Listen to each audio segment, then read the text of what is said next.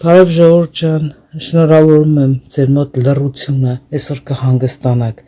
բայց չենք մոռանում, որ վաղը գնում ենք, ընտրում ենք, այսինքն ամսի 7-ին ընտրում ենք 15-ին դոկ կուսակցություն, որպեսզի Վարդան Ղուկասյանը գա։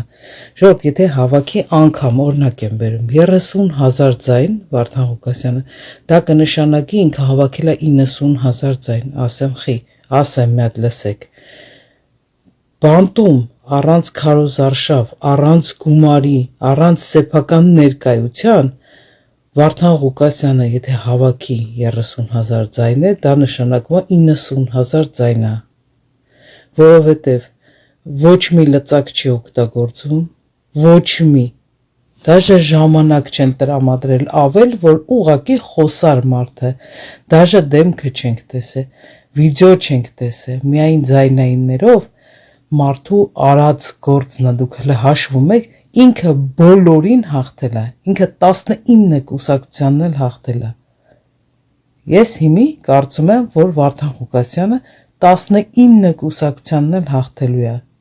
Դուք հասկանում եք, առանց գումարի ինչ մաքուր ընտրություն է։ Մաքուր կույր ընտրությունը, հասկանում եք, ոչ քարոզարշավ արեց, ոչ տեղում է ներկայա, հա, գոնե մարդկանց հետ շփվեր եւ այլն, ոչ գումար է տալիս, ոչինչ, մաքուր, արդար, իրա սաղ ձայներն է, ու էդի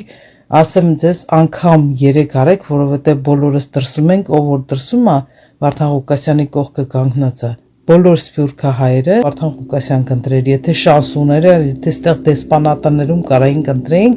100% գնալու էր Վարդան Ղուկասյան ընտրել։ Վարդան ջան, ես համոզված եմ դու ազգային ժողովում լինելու ես, դե սկիզբը թող հələ մտնի ազգային ժողով, երբ որ ինքը տեղում կլինի, վարչապետի աթոռը ստանալը շատ հեշտ կլինի։